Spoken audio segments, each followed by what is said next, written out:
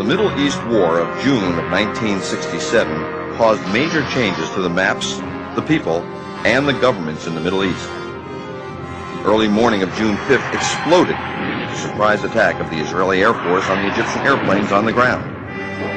80% of the Egyptian Air Force was destroyed. By June 7th, Israel had destroyed the air forces of Egypt, Syria, and Jordan. They had control of the Sinai Peninsula, Jerusalem, the West Bank, and Gaza.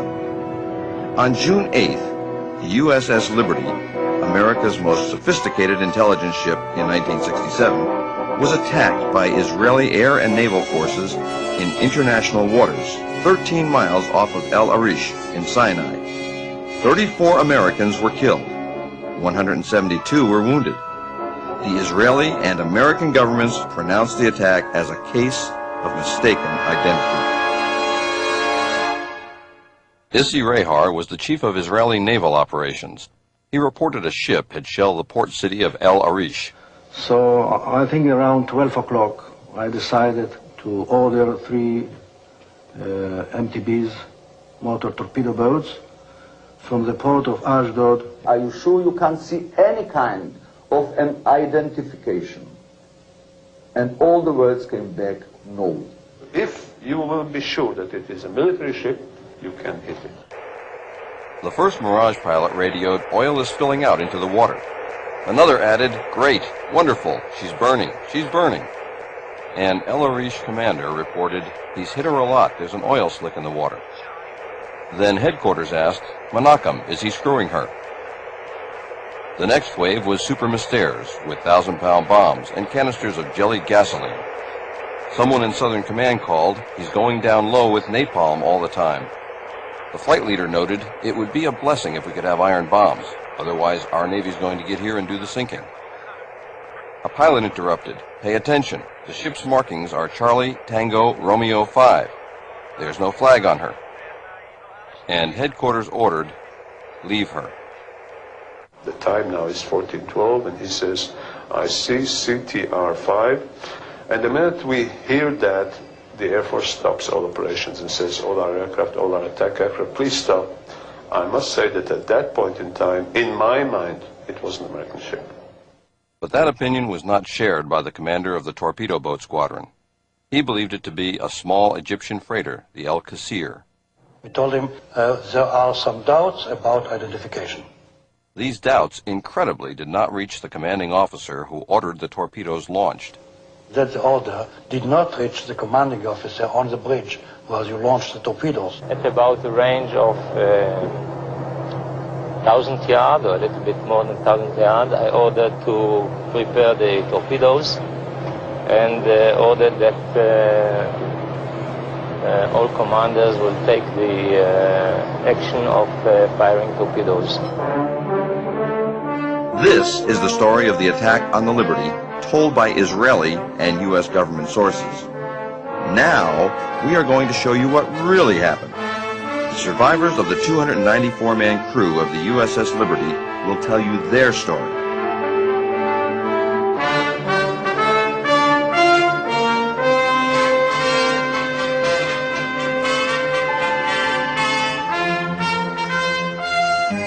I'm Tito Howard, the producer of The Loss of Liberty. The host for this program about the attack on the USS Liberty will be Dr. Richard Kiefer, one of the many heroes that day. Dr. Kiefer was the only doctor aboard Liberty. He had a gunshot wound, he had a burn, he had a broken right kneecap, and he had 11 pieces of shrapnel in his abdomen, which he kept together with a life jacket. That man stood on those legs for 28 consecutive hours, saving American lives and limbs. This film should shock decent Americans. Above all, men and women who served in America's armed forces. It will shock particularly as it was an attack not by terrorists implacably opposed to the United States, as is the case of the USS Cole. The Liberty is the most decorated ship in the history of the United States Navy.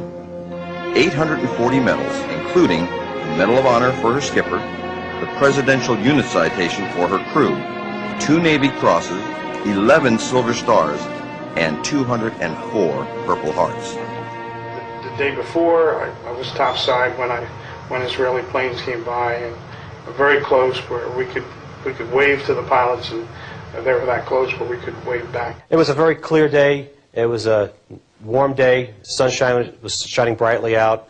Nice breeze blowing, and I distinctly remember hearing the flag flapping in the wind. There was approximately 13 sorties of our ship from 6 o'clock till 12 o'clock in the afternoon. We had a general quarters drill that lasted 45 minutes or so. Our captain, like me being an engineer, really believed in watertight integrity and making sure our people were equipped and knew how to fight fires and repair damage. I was coming to go back to the Trescom area. I stepped out on deck. That plane came by and looked right in the cockpit. You waved, I waved. That's how close they were, and they knew who we were. Well, all the recon flights that they had that morning, looking at our ship for approximately 6 to 7 hours, they had a good idea of what they were doing, and they hit us hard and fast with everything they had. Commander William McGonigal, the ship's captain, although he had been badly wounded, most of his bridge crew had been killed. He stayed on the bridge throughout the attack and the long night that followed. Admired and respected by his crew, he received the Congressional Medal of Honor for gallantry. When the plane struck, it was without provocation and certainly unexpected. And they seemed to descend on us from all directions at the same time. Those rockets and machine guns tore the ship. It killed men on deck. And we were defenseless. I heard this big bang, and there was bullet holes all behind in the cushions of the couch that I just left. And by the time I got to the door of the wardroom, the skipper was on the PA system that we were under attack by unknown forces, man your battle stations. Then the regular general quarters sound alarm went off, and right across the hatch from the wardroom is where I would go through, down 2 decks to my station. When I went through there was one rocket that came through and helped me to get down 2 floors in a dad-burned hurry. When I got up off my knees down there, well, we were well under attack. And the skipper again was on the phone system telling auxiliary radio to get word out to anyone that they could that we were under attack by unknown forces and we were in need of help. My reporter station was Radio Central.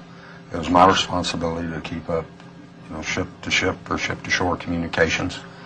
And out on deck in Radio Central, we were taking rounds through the bulkheads. There was a 2 55-gallon drums of gasoline just outside the bulkhead on the 01 level that had caught fire from the strafing run, and that was heating that outside bulkhead and peeling the paint off on the inside. There was a lot of smoke in the compartment. There's holes where we were taking rounds where the sunlight shining through, and it was a real surrealistic look. I was topside fighting fires and doing other damage control work throughout the duration of the attack. At the same time, I was able to observe the jets flying overhead, and I also observed the American flag flying from the mast. At no time did that flag hang limp from the mast. I was one of the 2 signalmen on the USS Liberty when the ship was attacked, and my only job during the attack was to make sure that the flag was flying, so every few minutes I would walk out at the signal bridge up at the mast. And fighting what fire we could with what little water I could give the people topside for the fire, it was really a problem. That on the first pass they knocked out our ability to call for help. The one remaining antenna, which I had shut down because it had some problems in the tuner, is probably why it didn't get hit. I had to jury rig a coaxial cable directly from the transmitter to the antenna. So we were working feverishly to try to get a signal out at that time, and then finally there was we were able to get a signal to the 6th Fleet, and then I was listening to or monitoring that communications, and they said that they would be sending aircraft, and so at that point, we just felt overjoyed that knowing that there was going to be aircraft coming to our rescue. The initial strike by the planes on the ship commenced at about 5 minutes after 2 in the afternoon of 8 June. And the attack lasted about 20 minutes. The ship was fired at from port to starboard, starboard to port, stem to stern, and there was not a single compartment above the waterline that did not have one or more direct penetration by a rocket, machine gun, and they also dropped napalm on the bridge of the ship. At 2:35 p.m., Defense Secretary Robert McNamara recalled the 12 Navy fighters that had been sent to our defense by the carrier Saratoga. At that time, no one aboard the Liberty had identified the attacking Israelis. It was 1.5 hours later that our embassy in Israel first told Washington that Israelis had attacked a ship, possibly a U.S. Navy ship. How then did McNamara know to recall the help sent to defend the Liberty? When the ship came under attack. Now hear this, General Quarters, this is no drill. The ship is under attack by unidentified aircraft. And there were pings. We heard a lot of pinging, which were bullets running across the deck, and then we heard explosions. We didn't know what was going on, but of course General Quarters had sounded, so we battened down the hatches, and we started doing what we were trained to do. We were under attack. We could hear these shells hitting the ship. The whole ship would ring. It was like you were on the inside of a huge bell and someone beating on it with a sledgehammer. The aircraft take pictures as they fire their guns.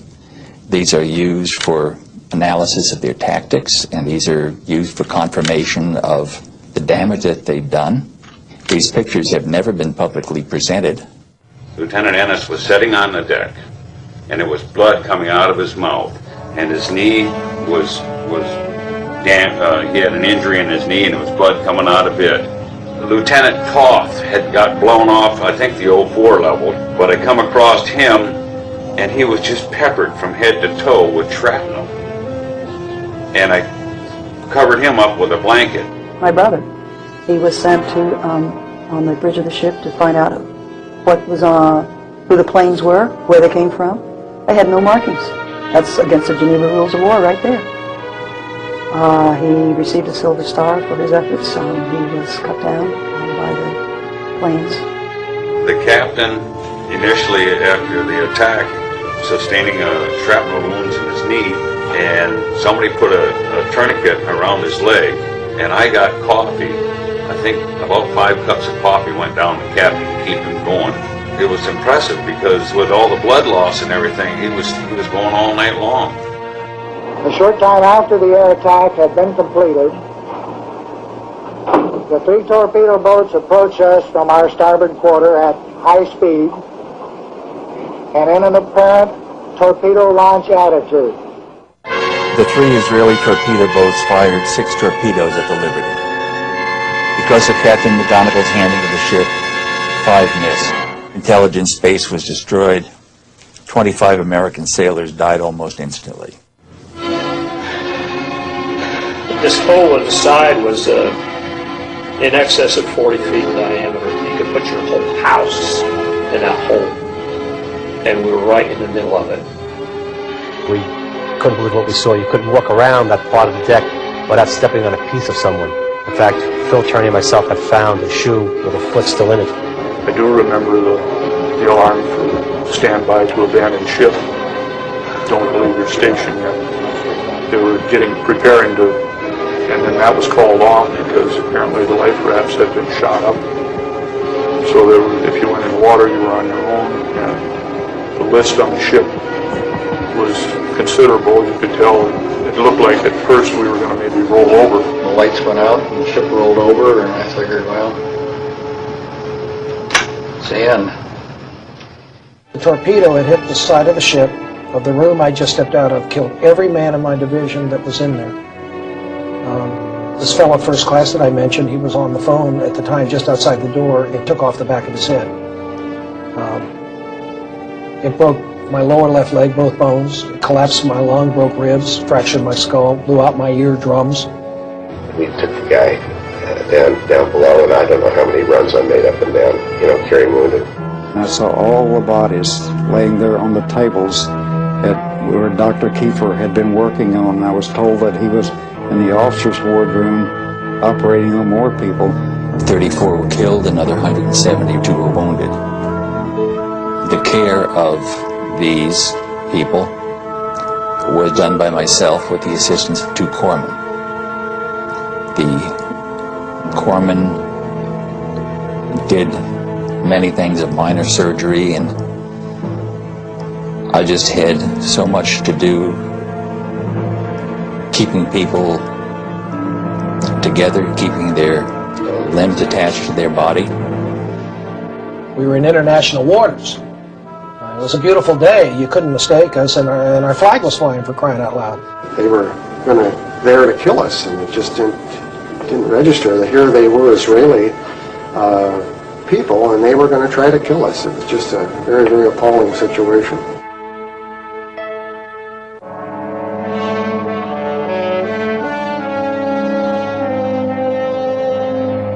A strange quiet descended on the Liberty crew. After the explosion, the pounding of machine gun bullets slowed and stopped. Fires were put out. The stunned, angry, and exhausted crew caught their collective breath. Limping at 5 knots toward sanctuary several hundred miles to the north, they had somehow survived one of the most ferocious sustained attacks ever on an American ship. 34 were dead, 171 were wounded. All survivors had mental scars. There is not one single life raft. The wounded are treated. Sailors remember that they were promised help. They expected that help. That help, in the form of phantom jets from the USS Saratoga, was on its way. It never arrived. It would be the next morning, 17 hours after the attack began, before they would see an American face. Finally, the USS Davis, and later the USS Massey, came alongside the Liberty. Many of their sailors wept as they boarded the Liberty, saw open decks stained with American blood, and parts of American bodies on the deck. Helicopters from the USS America arrived several hours later to medevac the most seriously wounded Liberty sailors back to that carrier. The air attack by 2 squadrons of Israeli aircraft, French-built Mirage 3s and Super Mystères, 821 rocket and cannon holes were found in the Liberty. Canisters of napalm had torched the ship. After the ferocious air attack, Liberty was pounded by 3 Israeli torpedo boats. One of their 6 torpedoes struck the Liberty, left the gaping hole at the water line. There were thousands of holes from armor-piercing machine gun bullets. They sank life rafts, shot at firefighters and stretcher bearers, at the bridge, and into the engine room. Dr. Kiefer and his pharmacist mates performed in heroic fashion, as did all of the crew. About the same time, Israeli land and air forces attacked the Golan Heights in a well-planned and executed strike. The attack, the recall, the jamming, the pounding, the torpedoes. Somehow the Liberty survived. And almost immediately, the second part of the outrage, the cover-up by the Israeli and the American government, began. I had to go to work at midnight, and I'm trying to sleep, just thinking about how we had been so shafted by our government, the Israeli government, told to shut up, no chance to talk to one another. And it angered me. It really, really angered me. On the day of the attack, I tried to coordinate communications. The Israelis had taken out all of our transmitting antennas. My RMs, not knowing any better during the strafing runs, were stringing long wires so that we could get an SOS out. And thanks to them, the ones that survived, we did get an SOS out to the USS America. Without George Golden, the ship would have sunk. Had it sunk, I assume when debris washed ashore the next day, it would have been blamed on Egypt. There were many, many miracles that day. I shouldn't be here. After watertight integrity had been established and the hatch had been sealed, they reopened it as I floated by. Bud Schnell, went down and pulled me out. I'm just supposed to be here. None of us should be alive today. Much to my dismay, I personally witnessed the machine gunning of life rafts as they floated by the Israeli torpedo boat crew members, raked the life rafts thoroughly with machine gun fire, making sure that if there had been anyone in the life rafts, they would not have survived. After the Israeli torpedo blew a huge hole in the Liberty, the last 3 life rafts were put over the side. Israeli torpedo boats sank 2 of those rafts, took the 3rd aboard. We were left with no rafts, nothing that could float. Shooting life rafts on a ship in distress is a war crime. Worst of all is what our government is doing to cover all this whole thing up. When I heard that Johnson, in the heat of the battle, was telling the Admiral Geis of the 6th Fleet that he didn't give a damn if every man drowned and the ship sinks. He said, I don't give a damn if every man drowns and the ship sinks. I don't want to embarrass our allies. That made me sort of wonder, with unmarked planes, how did he know it was our allies? So we should have had planes on site 45 minutes into this 2-hour attack, and they never showed. So did Israel apologize and then continue to attack us for an hour and 15 more minutes, or were we being lied to as to the conditions and why they recalled the planes? And because of the top secret operation of Liberty, and it being the sensitivity of it being Israel, our closest ally, who accidentally attacked the ship, that we are ordered not to grant any interviews. You know, don't discuss this among yourselves, referring to the attack. Don't get over on the beach drinking in the bars and running your mouth. And he says, in fact, if you go ashore in Malta, you will remove your ship's name from your jersey or go ashore in civilian clothes. Well, another light goes off in my mind. Here's a flag admiral in the middle of the gung-ho 6th Fleet telling enlisted men to go ashore in civilian clothes that we're not even authorized to possess. And he says, you know, so that we won't be singled out and be asked questions about it. And he says, don't discuss the attack among yourselves. Don't write your friends back home about it. He says, in fact, when you get back home, don't even discuss it with your wife and family. And he said quite sternly, just forget it ever happened. And he says that repercussions for violating these orders to silence could result in your court-martial, imprisonment for violating national security, or worse. I noticed a very large helicopter with Israeli markings hovering very close to us. I looked in the door of the helicopter, which was open, and I could see a number of Israelis carrying automatic weapons. They had just heard that the 6th Fleet had finally launched aircraft to come to our assistance, and so they just left the scene. Helicopter gunships, I'm sure in my mind, would have picked off survivors if we'd abandoned ship. They were sent there to finish us off. The aircraft were sent to make us incommunicado, so we couldn't send an SOS out. The torpedo boats were sent to sink us, and the helicopters were sent to pick off survivors, so there'd be no choice. It was a perfectly executed military operation. If you look at the photographs of the Liberty after the attack, on the first strafing run, they used heat-seeking missiles that took out the tuning section of every transmitting antenna on the ship. In less than 2 seconds, they had taken out all our communication capability. The attack on the USS Liberty lasted as long as the attack on Pearl Harbor, about 2 hours. You've heard the outrageous, implausible Israeli version of the attack on Liberty, told by their first-hand observers. You've heard what actually happened, told by the valiant Liberty crew. Now, hear what some of America's greatest heroes and leaders have to say. Colonel Mitchell Page was the last Marine standing after repulsing a Japanese regiment on Guadalcanal. We all know that this was in international waters. It was an unprovoked, intentional attack on a U.S. vessel with one objective: to sink it and kill all aboard.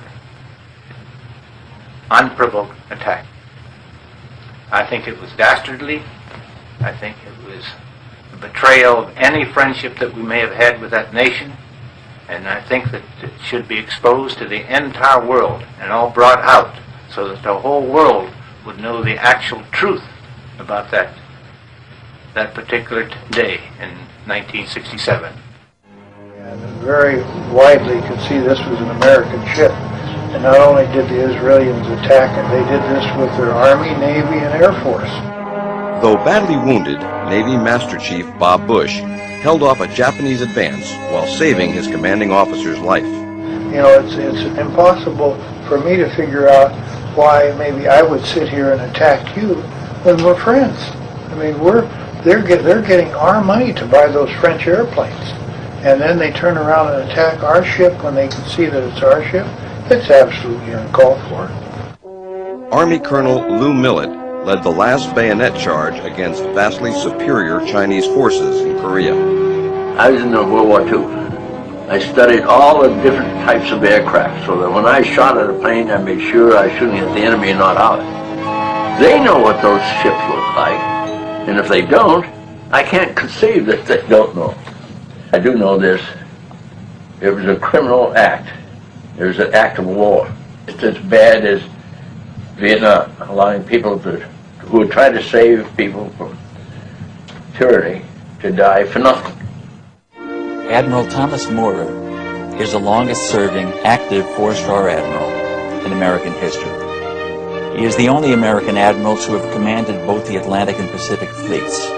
He was head of NATO forces, served as chief of naval operations, and chairman of the Joint Chiefs of Staff for 2 terms. The Navy's chief fighter, the F-14 Tomcat, was named after Admiral Tom Moorer.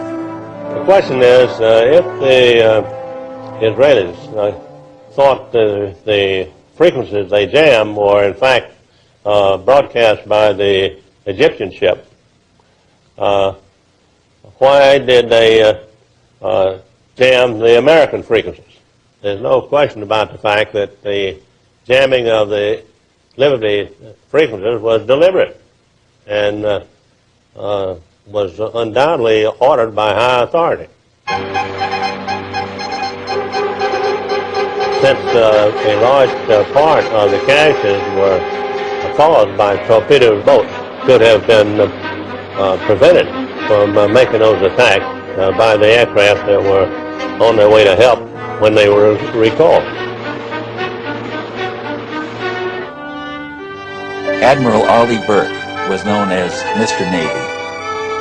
His long and illustrious career was capped by him becoming the Chief of Naval Operations. The high-tech modern American Navy destroyers were named the Arleigh E. Burke class of destroyer. And don't know yet why we didn't protect that ship. I don't know why the Israelis would take such terrific chances. It must have been something that was very important to them to decide to attack without considering the probability of war. Recuperating from serious throat surgery, the Saratoga skipper, Joe Tully, spoke about the launch and recall of protective aircraft.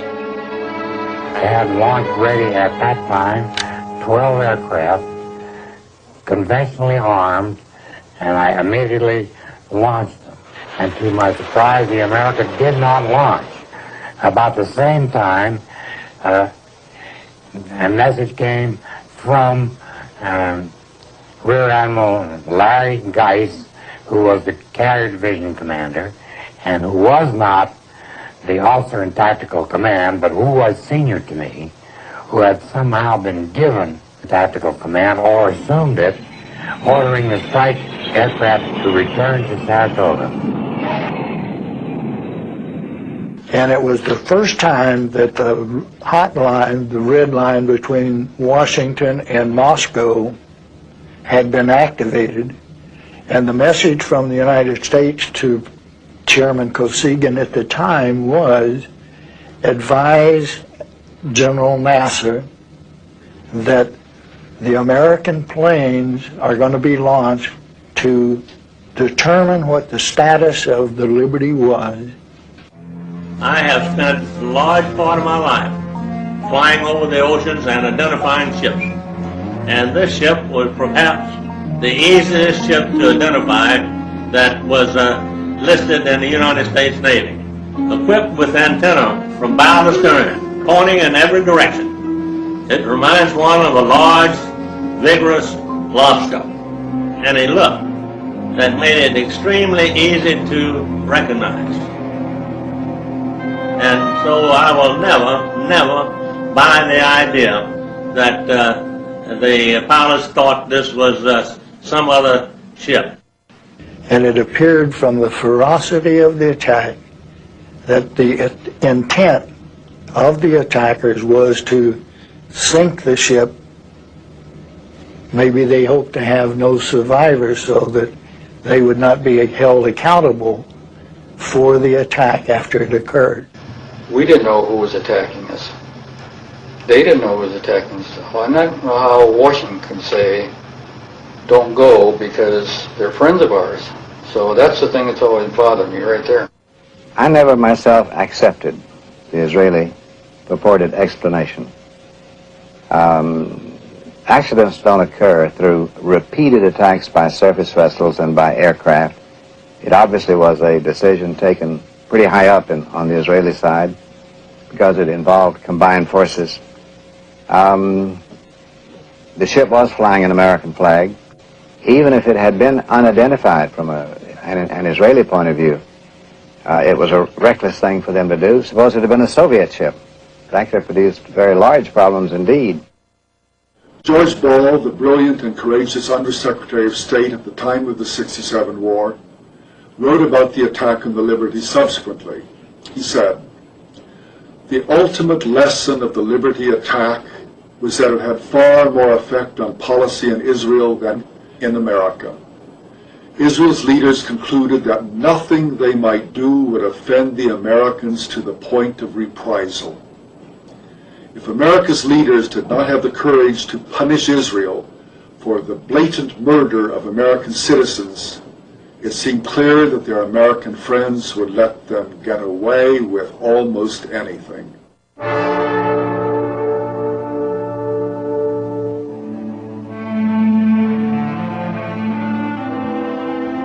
Fleet tug Papago would be our escort into Malta. The divers rigged a large canvas over the torpedo hull, and it was secured in place using ropes that were passed under the hull and over the main deck. Once the canvas was in place, the Liberty could proceed under its own power towards Malta.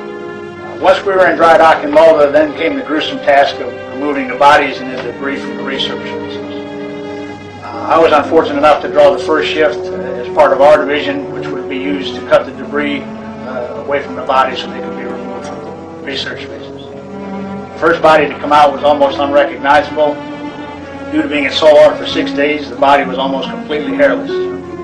Fingerprinted the body, put it in a body bag, and moved it out of the spaces. This continued through the night and on into the next day. After 33 days in Malta and the Liberty was repaired, we brought the ship back to Norfolk. Now it was over. The Liberty was home. Over. It will never be over until the truth is known. The cover-up began with the report of the casualties. The first word that we had out was before the torpedo attack that we had 9 dead and 75 wounded.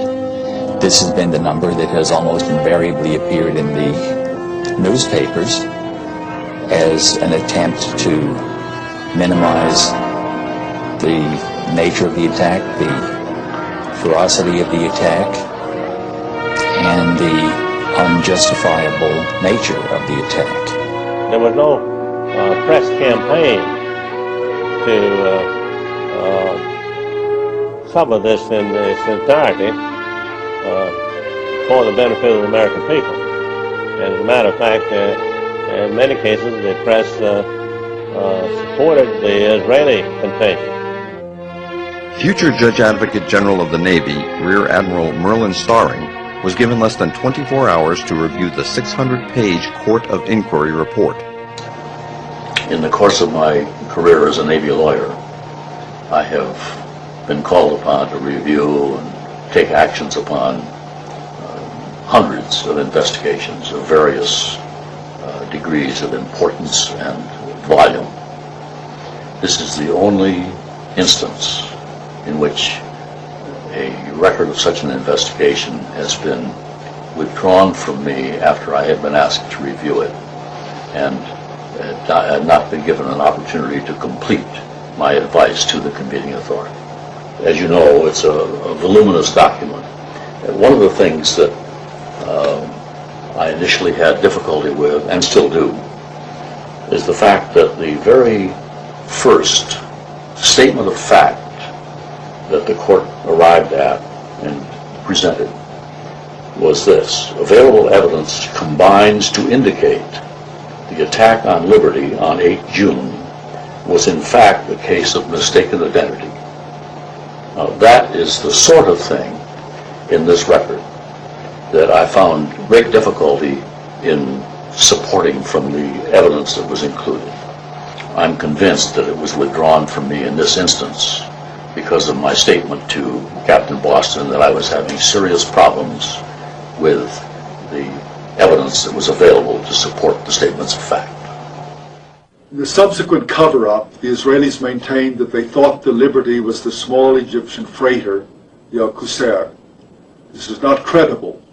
Not only was the Liberty flying a large American flag, but it was 5 times as large as the Al-Qusair, and its profile was unique.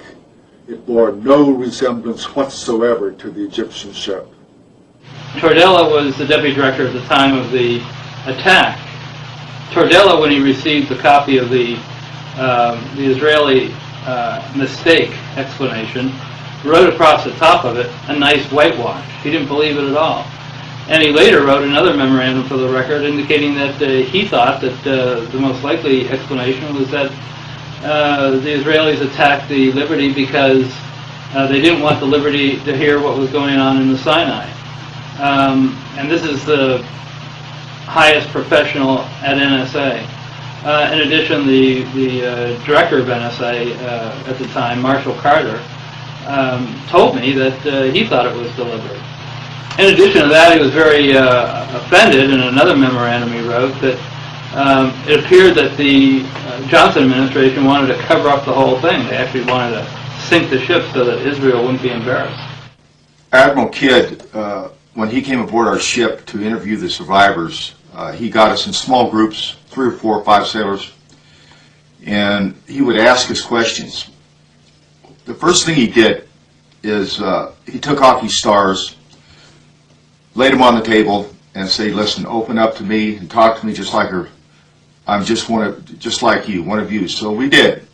We trusted him. We opened up with our hearts. We told him exactly the way we felt, what happened, what we saw. And when that was done, he put his stars back on his lapel, and he ordered us not to say anything to anybody, our families, friends, shipmates, anyone. If we did, we faced the possibility of a court-martial, penitentiary, or worse, and everyone knew what worse meant. Actually, he scared the death out of me. I didn't talk about the attack to anyone for almost 20 years. Not knowing why they did this, and not having our government back us, then and now. It's an open sore. It's festering to this day. It's not going away. I think it's important that we do have an investigation. I would never give up on that until I'm too old to come to these things. It needs to be done.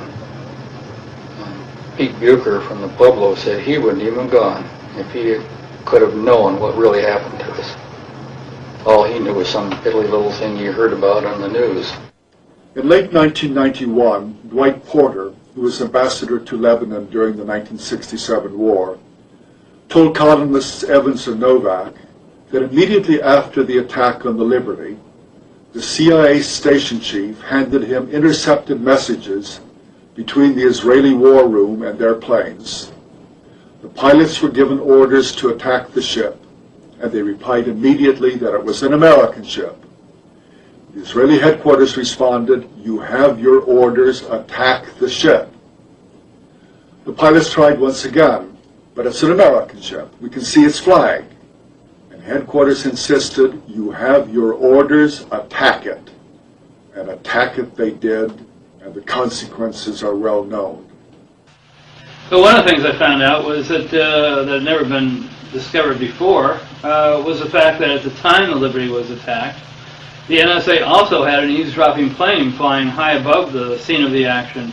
It was an EC-121, and during the entire course of the war, the U.S. Had eavesdropping planes going over the area, collecting signals, eavesdropping on what was going on below. And this plane was flying right over the scene of the attack. And I talked to two of the crew members of the plane, and both of them agreed that what they heard were comments from both the pilots and the torpedo boat personnel mentioning the U.S. flag. Now that flies in the face of what the Israeli explanation says. The Israeli explanation says nobody on either the planes or the ships ever saw a U.S. flag. Evans and Novak got further confirmation of the Israeli attack from an American-born Israeli major, Seth Mintz, who was in the Israeli war room at the time of the attack. He told the reporters, quote, "Everyone felt that it was an American ship and that it was the Liberty. There were comments about the markings, about the flag. Everybody in the room was convinced it was an American ship," unquote.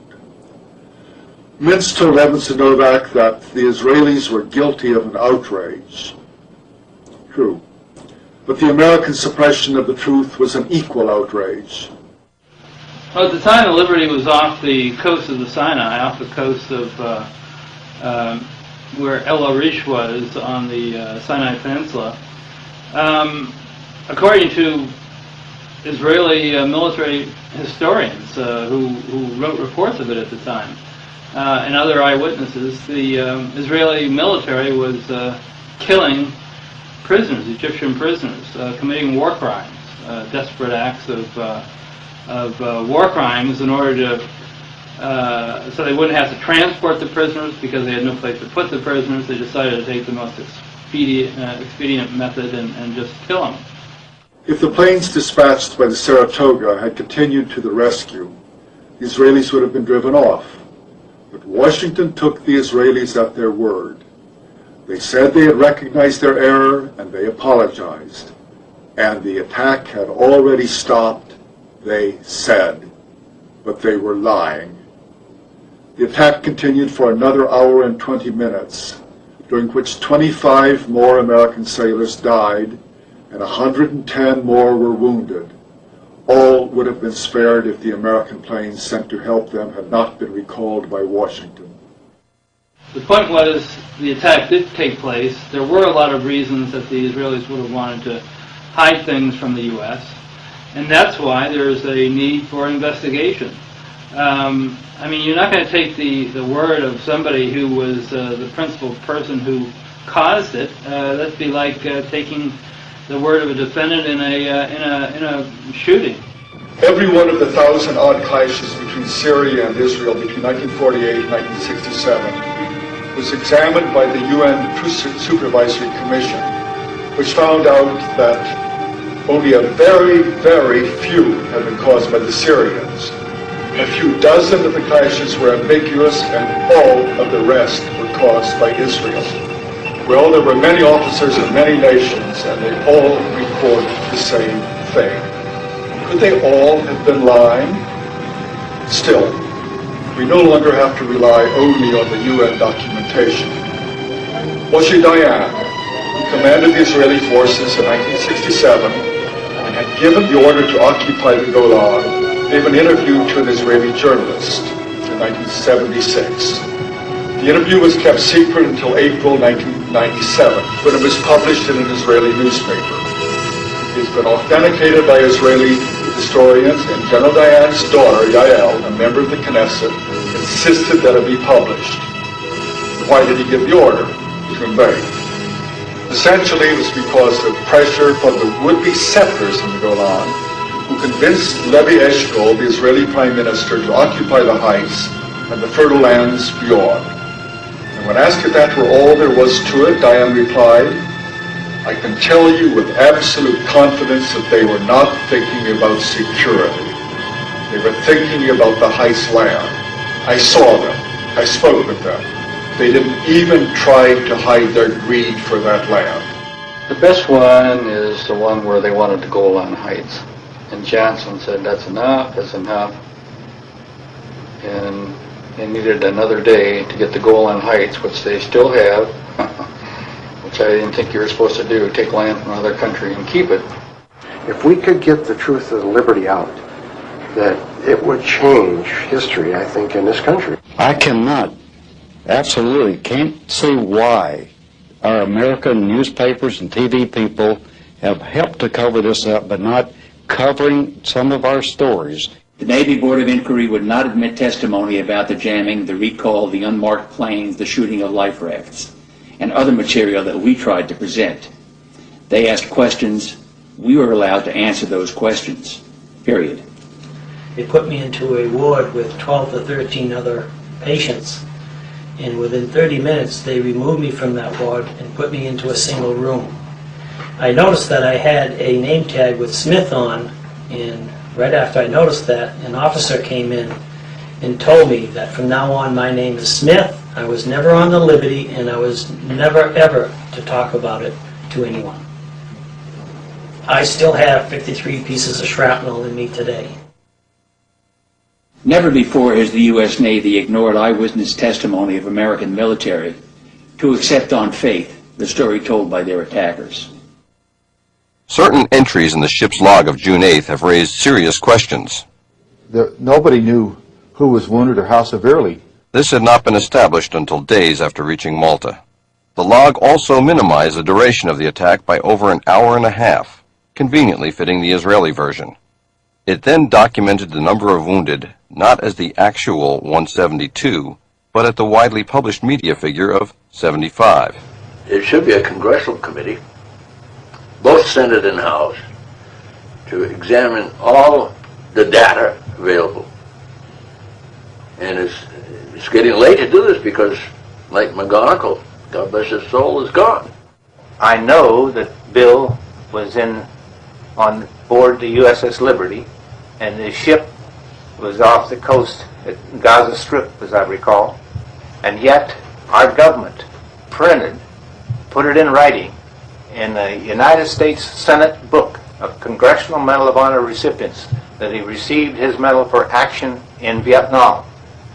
Now, to me, that is one of the worst cover-ups in American history. How low can our government go? And it's something that I'd like to see totally investigated and a closure of this issue, because I think President Johnson was the villain on it. I think he recalled the people that were to defend this ship. I have never accepted the Israeli explanation, and so far as I am concerned, the affair of the USS Liberty remains a scar on the relations between Israel and the United States. Things like this don't happen. Things are caused to happen. There must be some reason why more is not known. There must be some reason why we didn't react more deliberately, more directly, more positively, as we have reacted many times in our history before and since. As a Marine, I'm proud to say that 3 members of the Liberty crew were Marines. 2 of them died that day, but Bryce Lockwood was decorated for saving sailors' lives. And Bill McGonigal, the skipper of the Liberty, was awarded the Medal of Honor for action above and beyond the call of duty. And I firmly believe, after review of the documentation of this film, that an in-depth, honest investigation, inquiry into what really happened that day is owed to the members of the crew, their family, and all Americans. We need to take some very serious efforts to bring out the full story. And on that basis, I would certainly recommend that we pursue this with diligence. We go to the Congress and urge them to conduct a formal, complete investigation to get the full story about the loss of our great ship, the Liberty. In case of the Liberty, this is the first time, to my knowledge, where a United States warship has been attacked without warning and no action whatever was taken to investigate this situation on the part of the Congress. I have urged this over and over again, and I still think that the attack on the Liberty warrants a full-fledged investigation by the Congress of the United States. Those murdered that day must not have died in vain. The plea for justice by the Navy's most decorated crew should forever haunt us. Americans must never forget this second day of infamy and our own unbalanced foreign policy in the Middle East that precipitated it.